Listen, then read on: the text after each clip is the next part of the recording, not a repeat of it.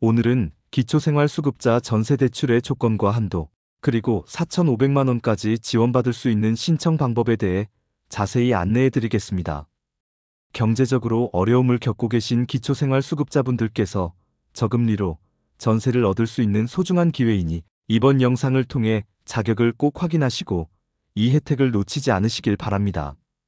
이 제도를 통해 월세 걱정 없이 안정적으로 생활할 수 있는 기반을 마련할 수 있습니다.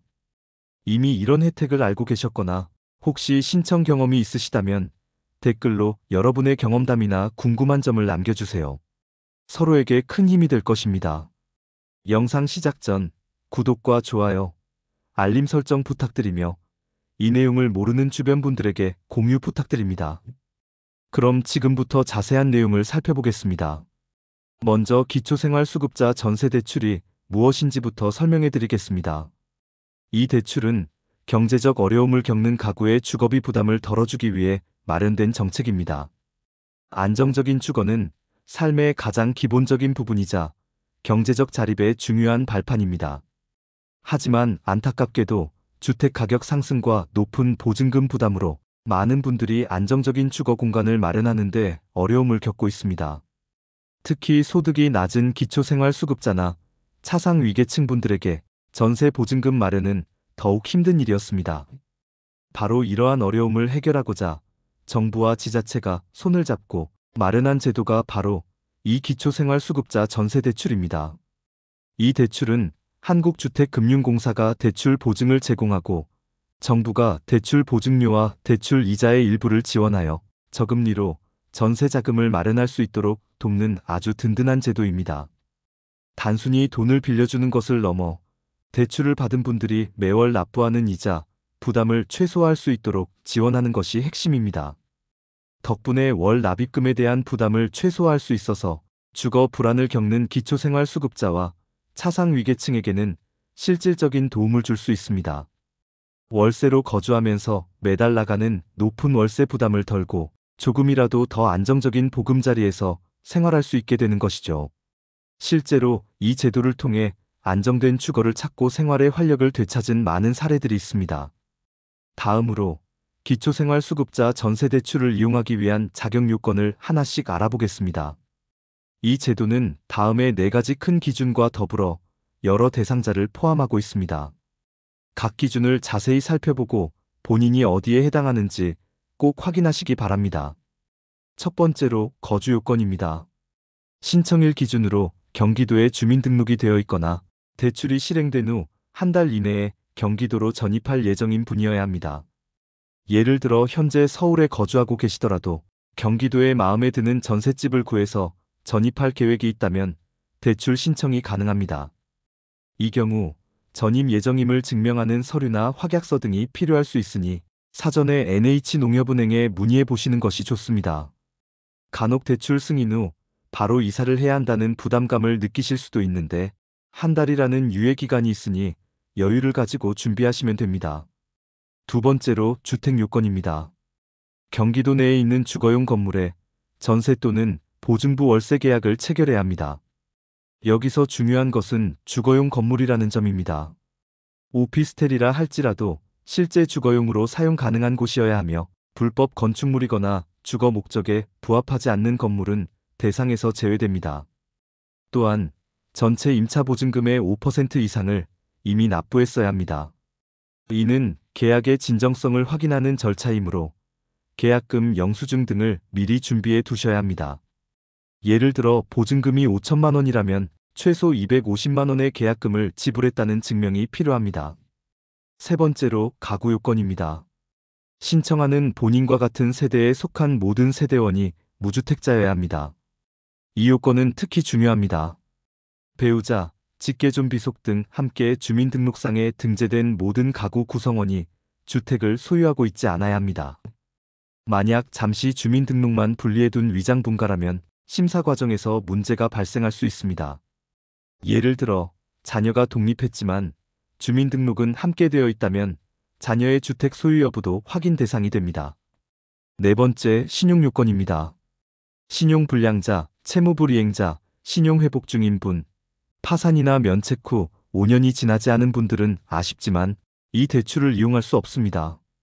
이는 대출의 건전성을 위한 최소한의 신용 기준이며 혹시 과거에 신용 문제로 어려움을 겪으셨다면 신용관리부터 시작하여 일정 기간이 지난 후 다시 신청을 고려해 보시는 것이 좋습니다. 예를 들어 개인회생이나 파산 절차를 밟으셨다면 면책 결정 후 5년이 지나야 신청 자격이 부여됩니다. 이 외에도 대상자에 해당하는 여러 가구가 있습니다. 기초생활수급자, 차상위계층, 중증장애인, 소년소녀가정, 자립아동, 다문화가정, 영구임대주택, 국민임대주택 입주예정자, 노부모를 부양하는 가정, 노인 1인 가구, 국가유공자, 그리고 현재 비주택에 거주하는 주민, 북한 이탈 주민, 경기도 내 복지시설에서 퇴소하신 분들 등 다양한 분들이 이 제도의 혜택을 받을 수 있습니다. 이처럼 지원 대상이 폭넓으므로 본인이 해당하는지 정확히 확인해 보시는 것이 중요합니다.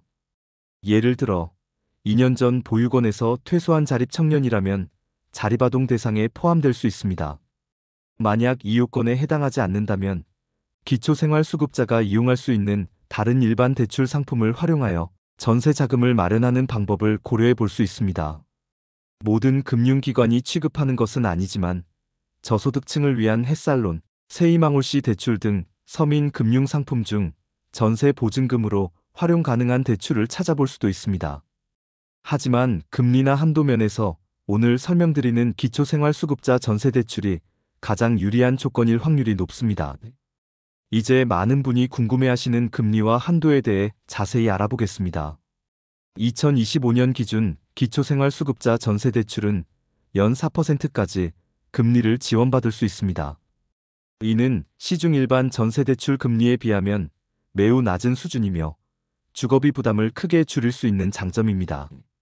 만약 실제 대출 금리가 연 4%를 초과하는 경우에는 그 초과분에 해당하는 이율은 대출을 받는 분이 직접 부담해야 합니다.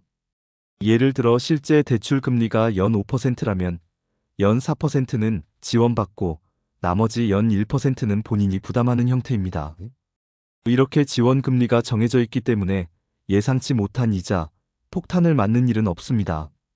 대출 한도는 임차보증금의 90% 이내이거나 최대 4,500만 원 중에서 더 적은 금액으로 결정됩니다.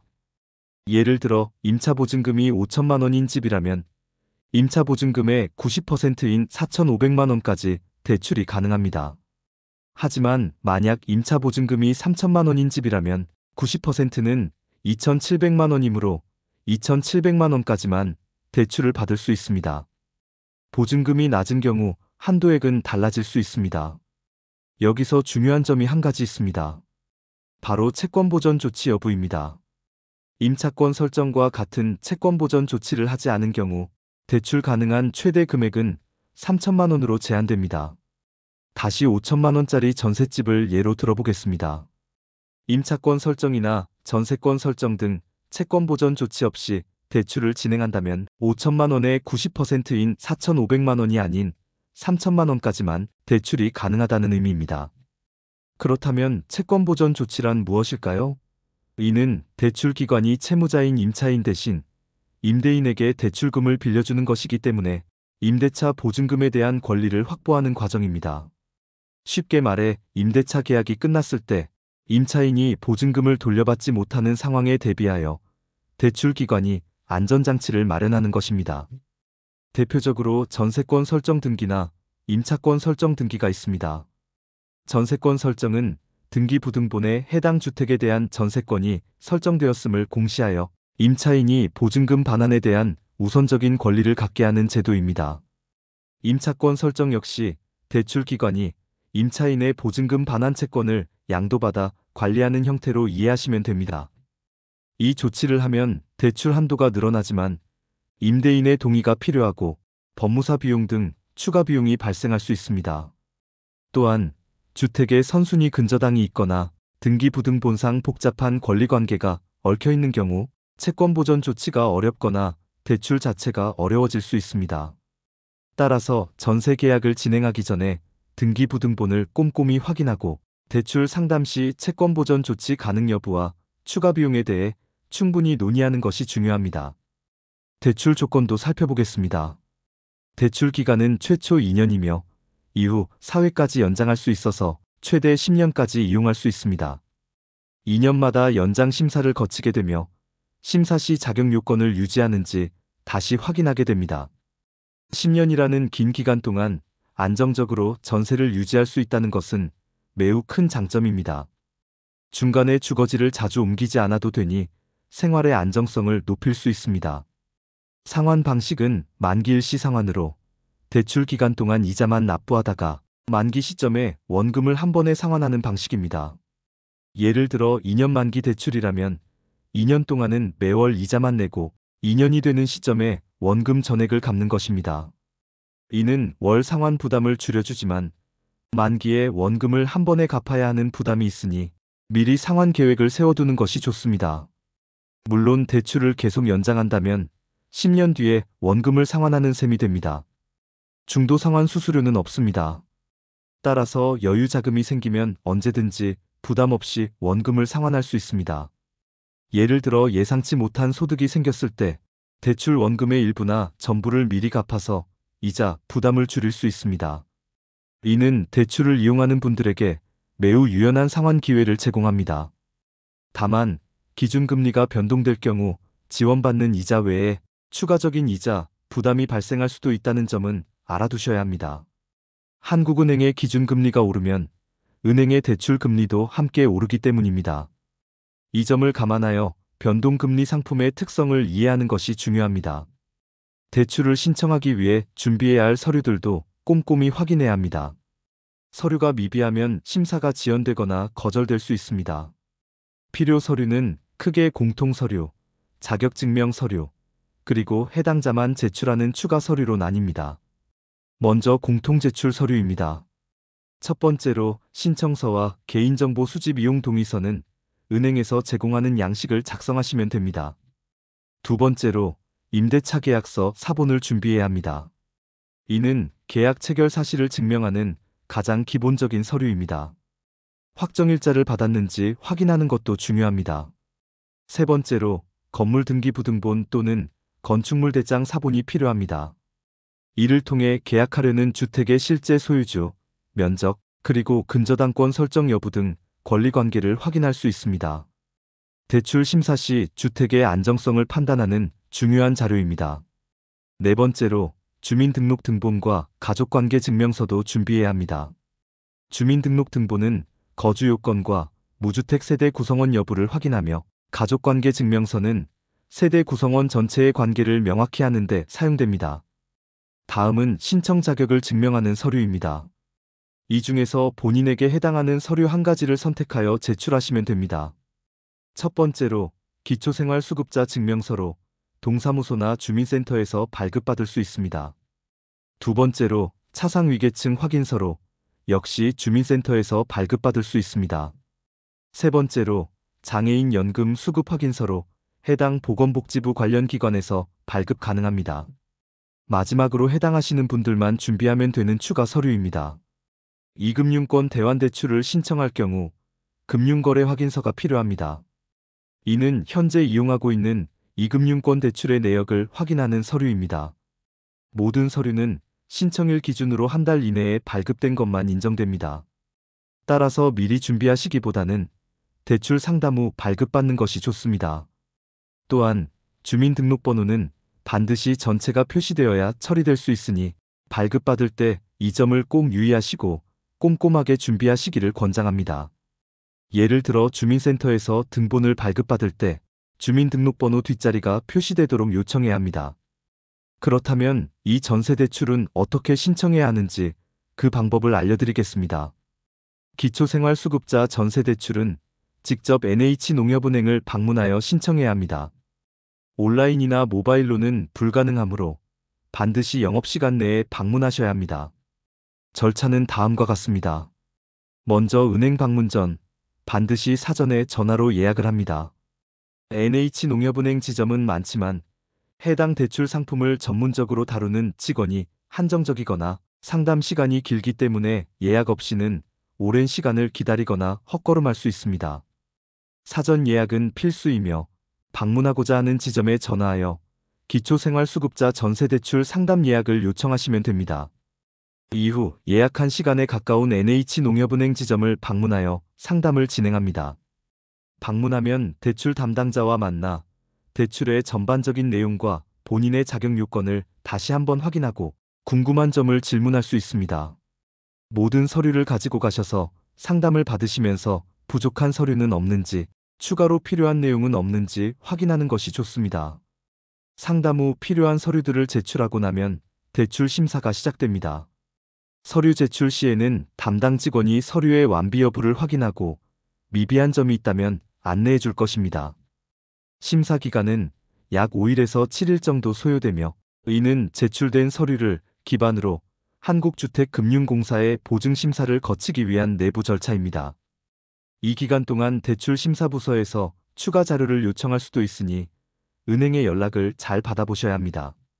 예를 들어 소득 관련 자료나 현재 주거지에 대한 추가 정보 등을 요청할 수 있습니다. 심사 통과 후에는 한국주택금융공사의 보증서 발급 심사가 진행됩니다. 이 보증서는 대출기관이 임차인에게 대출을 내줄 때 한국주택금융공사가 보증을 서주는 것으로 대출의 안정성을 높여줍니다. 보증서 심사는 대략 5일 이내로 완료됩니다. 한국주택금융공사에서 최종적으로 대출 보증을 승인해야만 대출이 실행될 수 있습니다. 모든 심사를 거쳐 최종 승인이 완료되면 전세잔금일에 맞춰 임대인의 계좌로 대출금이 직접 송금되는 방식입니다. 대출금은 절대 본인의 통장으로 들어오지 않고 임대인의 명의 계좌로 직접 입금됩니다. 이는 대출금이 주거 목적에 맞게 사용되는지를 확인하는 절차이기도 합니다. 따라서 잔금일을 미리 확정하고 임대인의 계좌 정보를 정확히 은행에 전달하는 것이 중요합니다. 여기서 몇 가지 추가적인 팁을 드리겠습니다. 전세 계약 전에 은행 상담을 먼저 받는 것이 좋습니다. 가계약 단계에서 대출 가능 여부를 미리 확인하면 혹시 모를 대출 불가능 상황에 대비할 수 있습니다. 또한 대출 실행일과 잔금일을 정확히 맞추는 것도 중요합니다. 날짜가 어긋나면 대출금 송금에 문제가 생겨 계약 이행이 어려워질 수 있습니다. 그리고 주택임대차 보호법에 따라 전입신고와 확정일자를 반드시 받아야 대항력과 우선 변제권을 확보할 수 있습니다. 이는 보증금을 안전하게 지키는 가장 기본적인 방법이니 잊지 마시기 바랍니다.